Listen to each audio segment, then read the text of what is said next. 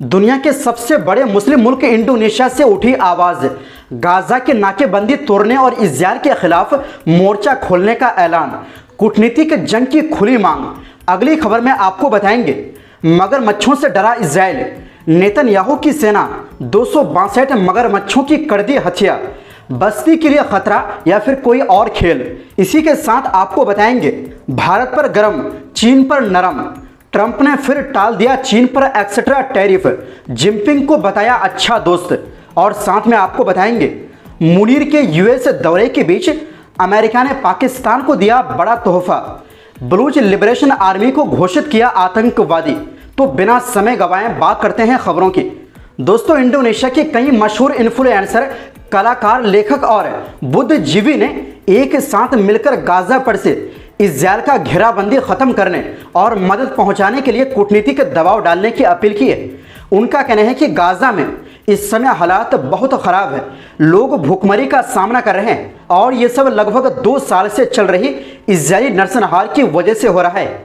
इन लोगों ने अपने बयान में पड़ोसी देशों, खासकर मिस्र और बाकी देशों से कहा है कि गाजा की नाकाबंदी खत्म करें और वहां खाने पीने का सामान, दवाइयां, ईंधन और बाकी जरूरी चीजें बिना किसी रुकावट के पहुंचने दें। बयान में यह भी मांग की गई है कि सभी देश साफ साफ और खुलकर इस बात की निंदा करें कि इजरायल भूख को एक हथियार की तरह इस्तेमाल कर रहा है, जो असल में युद्ध अपराध और आम नागरिकों के खिलाफ सामूहिक सजा है। उन्होंने कहा कि इस मुद्दे को हर अंतर्राष्ट्रीय मीटिंग और मंच पर उठाया जाना चाहिए। उन्होंने एक और अहम बात कही, दुनिया को मिलकर एक अंतर्राष्ट्रीय अभियान चलाना चाहिए ताकि इजरायल को एक कब्जा करने वाली ताकत के तौर पर जिम्मेदार ठहराया जा सके।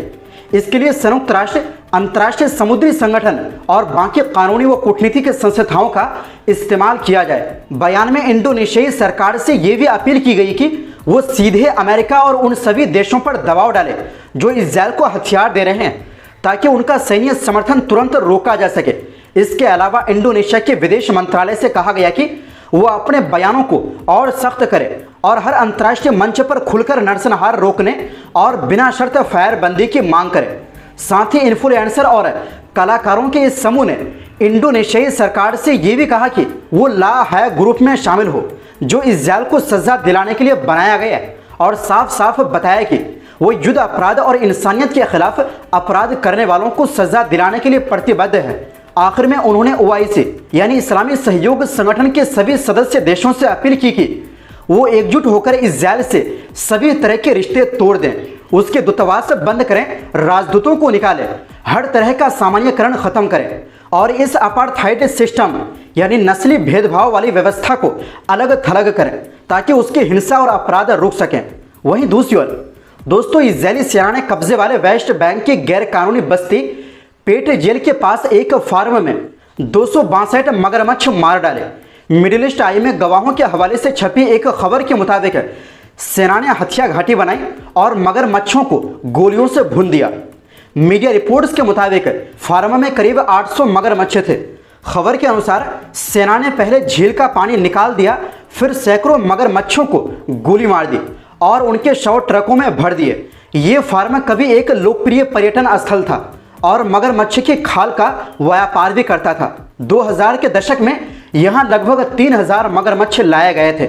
सिविल एडमिनिस्ट्रेशन, जो वेस्ट बैंक में इजरायली सेना की प्रशासनिक इकाई है, उसका कहना है कि ये मगरमच्छ जनता के लिए खतरनाक थे क्योंकि फार्म की देखभाल ठीक से नहीं हो रही थी। नाइल मगरमच्छ को 2013 से इजरायल में संरक्षित प्रजाति घोषित किया गया।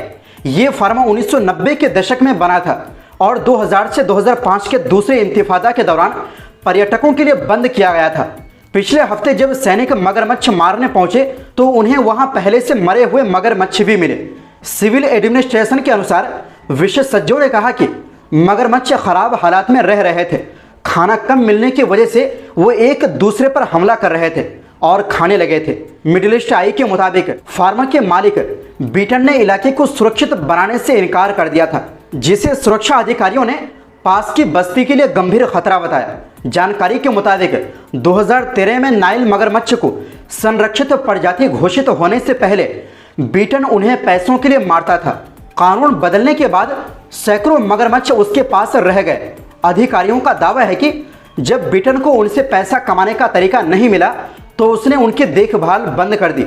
ब्रिटेन का कहना है कि सिविल एडमिनिस्ट्रेशन ने उन्हें कोई और समाधान खोजने में मदद नहीं की।